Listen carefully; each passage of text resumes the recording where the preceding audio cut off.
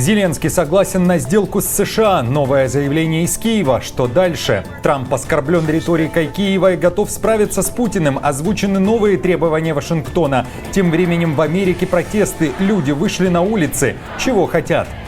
Олаф Шольц защищает украинского президента, а мировая пресса пишет о войне американского президента против Украины. Чего при этом хотят британцы и как отвечает Лавров? Новый робот с 2000 мышц. Когда гуманоид появится среди нас? Сумасшедшие штрафы за пыль в воздухе. Новый закон в Узбекистане. Кого заставят платить миллионы? Всем привет, время Прядко, коротко, четко и по делу о том, о чем говорят в мире. Буду благодарен за вашу обратную связь в виде подписки, комментариев и репостов. Также, возможно, вы захотите поставить лайк. И также жду под каждым из видео ваших ответов на мои вопросы. Время начать. Итак, Зеленский готов к сделке или к соглашению с США. Об этом в Киеве заявили после того, как сам Зеленский провел закрытые переговоры с представителем Трампа по Украине, его спецпосланником генералом Китом Келлогом. Переговоры состоялись накануне вечером, деталей не так уж и много. Зеленский написал, что у него был хороший разговор, он благодарит США за всю помощь, которую они оказали, и за двухпартийную поддержку. В Украине говорят, что для всего свободного мира важно, чтобы американская сила ощущалась, и поэтому Киев предложил путь для достижения результата по достижению мира. Украина с первой же секунды этой войны стремится к миру, и мы можем и должны сделать мир надежным и длительным, чтобы Россия больше никогда не смогла вернуться с войной. Украина готова к сильному, действительно полезному соглашению с президентом Соединенных Штатов по инвестициям и безопасности. Мы предложили самый быстрый и наиболее конструктивный путь достижения результата. Наша команда готова к круглосуточной работе. Несмотря на эти заявления Зеленского, в Белом доме признались, Трамп разочарован действиями и риторикой украинского президента. Риторику называют вызывающей, а некоторые заявления и вовсе оскорбительны.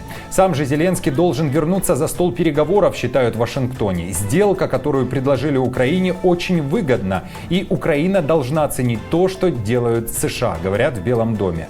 Это если коротко о том, о чем говорил в частности Майк Уолтс, советник Трампа по нацбезопасности. Он также сказал, что может справиться с Путиным только Трамп. Если в этом мире и есть человек, который может на равных противостоять Путину, Си Цзиньпину, Ким Чен Ыну, если продолжить этот список, то это Дональд Трамп. Он главный переговорщик. Нет никаких сомнений в том, что он главнокомандующий. И я, как и, думаю, все американцы и люди по всему миру, не сомневаюсь в его способности не только справиться с Путиным, но и разобраться со сложностью завершения этой войны. Теперь к первому вопросу. Я думаю, что значительная часть того, что мы сейчас видим со стороны администрации президента Трампа, это призыв к Европе, к европейским лидерам и к нашим традиционным союзникам взять на себя ответственность и предпринять более конкретные шаги для победы и сохранения мира в Украине. Вице-президент США накануне заявил, что одобряет контакты Трампа и Путина, мол, они крайне необходимы, а также считает, что мир близок к миру в Украине. Когда Трамп вступает в переговоры, он говорит, что все должны быть за столом. И, конечно, это вызывает бурю негодования в американских СМИ, потому что они спрашивают, почему вы разговариваете с Россией? Ну, а как вы собираетесь закончить войну, если не будете разговаривать с Россией? Вы должны поговорить со всеми, кто вовлечен в боевые действия, если вы действительно хотите положить конец конфликту. И я знаю, что президент этого хочет. Западные СМИ тем временем пестрят заголовками о том, что Трамп объявил войну Зеленскому, а также такими. Приведу некоторые примеры. Трамп объявляет войну Зеленскому, Украине, с любовью. Позорная атака Трампа ошеломила мир. Трамп нападает на диктатора Зеленского, диктатор в кавычках. В Берлине и не только уже встали на защиту Зеленского, кстати. Канцлер Германии Олаф Шольц абсолютно не согласен с теми словами, которые вырвались из уст Трампа в сторону украинского президента. Для меня совершенно очевидно, что президент Украины – демократически избранный президент. Он победил конкурентов, и это очень четкий, отчетливый голос граждан Украины за демократию, за развитие правового государства в Украине. Кстати, также четкий голос граждан страны о том, что они хотят быть суверенным государством и что они движутся в направлении европейской интеграции. Хотят вступить в Союз. Об этом же говорили в свое время и большие демонстрации на Майдане. И это всегда было ясно.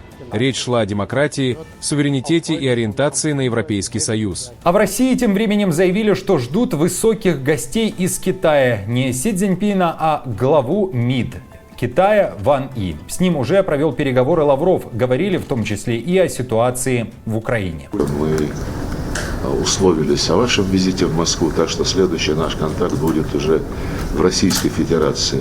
Эта регулярность, она не какая-то искусственная.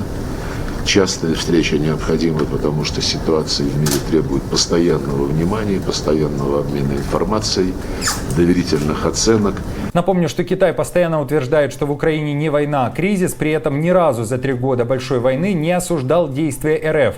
Лишь призывал стороны к решению конфликта путем переговоров. Заявлениями Лаврова, с которым европейские лидеры встретились на саммите руководителей внешнеполитических ведомств стран G20, недовольны в Лондоне. Министр иностранных дел Великобритании сделал следующее заявление. Давайте послушаем. Мы даже близко не подошли к заключению мирного соглашения. И, честно говоря, когда я слушаю, что говорят русские, и что Лавров только что сказал в зале сегодня днем, я не вижу стремления действительно достичь этого мира. А этот мир мог бы быть достигнут уже завтра. Просто уйти из Украины, позволить людям вернуться к своей жизни и обрести свою суверенность. Мы с нетерпением ждем дальнейших обсуждений с президентом Трампом по этому вопросу. Мы совершенно ясно заявляем, для Украины должен быть предусмотрен путь, который должен быть в центре этих переговоров. Конечно, они хотят мира, но им понадобятся гарантии. А как вы считаете, какой же будет сделка между Украиной и США? О чем говорит риторика Трампа и Зеленского? Поделитесь своими мыслями в комментариях. США протестуют. Люди выходят на улицы с лозунгами «Нет королям в день президентов». Американцы недовольны Трампом, его администрацией и Илоном Маском. В Бостоне сотни демонстрантов, несмотря на мороз и снег, прошли маршем от здания Капитолия до мэрии, скандируя против политики Белого дома. Некоторые даже надели костюмы в стиле американской революции и держали плакаты с надписями «Это переворот», «Трусы склоняются перед Трампом, патриоты встают» и «Я хочу, чтобы ты сопротивлялся». Протесты прошли и в других штатах, включая Аризону, Флориду и Калифорнию. В столице Аризоны толпа попыталась прорваться в здание Капитолия, протестуя против нового закона, ужесточающего миграционную политику. Но самый громкий скандал связан с Илоном Маском, который возглавляет новое управление Белого дома по эффективности госрасходов. Люди считают, что эта структура создана для того, чтобы сокращать социальные программы в пользу миллиардеров. Протесты стали частью масштабного движения 50-501, которое всего буквально 2 недели назад уже устраивало акции по всей стране. И теперь к другим новостям. Стартап-клон Robotics сделал прорыв в робототехнике, впервые продемонстрировав протоклон. Это полноразмерный человекоподобный андроид с реалистичной мускульно-скелетной системой. У него 1000 искусственных мышц, полностью подвижные руки, ноги, голова и даже таз, 500 сенсоров для обратной связи, пневматический привод. Этот робот не просто двигается, он максимально приближен к биологическому аналогу. Клон Robotics стремится создать машину, способную имитировать не только движение, но и даже внутренние процессы человеческого организма. Как скоро такие андроиды появятся среди нас, как вы считаете? И нужны ли они среди нас? Напишите, что думаете о такой разработке в комментариях. В Узбекистане начнут штрафовать за пыль на стройках. Сенат одобрил закон, по которому строительные компании будут штрафовать за поднятие пыли и песка на стройплощадках. Нарушителям грозят штрафы от 3,5 миллионов до практически 19 миллионов сумов. В республике из-за строительства ухудшается качество воздуха. В крупных городах пыль висит в воздухе до 80 дней в году. Одна стройка в 500 квадратных метров выбрасывает до 50 тонн пыли ежегодно. Госинспекция по экоконтролю уже выявила сотни нарушений в Ташкенте и области. Теперь застройщиков ждет не только штраф, но и понижение рейтинга в системе «Прозрачное строительство». Что думаете о таком виде штрафов? Пишите свои ответы в комментариях. И, друзья, подписчики из Ташкента, неужели действительно так много пыли в городе, что нужны штрафы? Напишите, пожалуйста, в комментариях, это очень интересно. Больше новостей за эту неделю собрано в плейлист. Переходите и смотрите. Спасибо, что досмотрели этот выпуск. Ваша поддержка – это мощный стимул продолжать. Подписывайтесь, ставьте лайк, участвуйте в обсуждениях. А если хотите помочь каналу, то оформите спонсорство или нажмите кнопку «Спасибо». Любая поддержка важна. До встречи, друзья!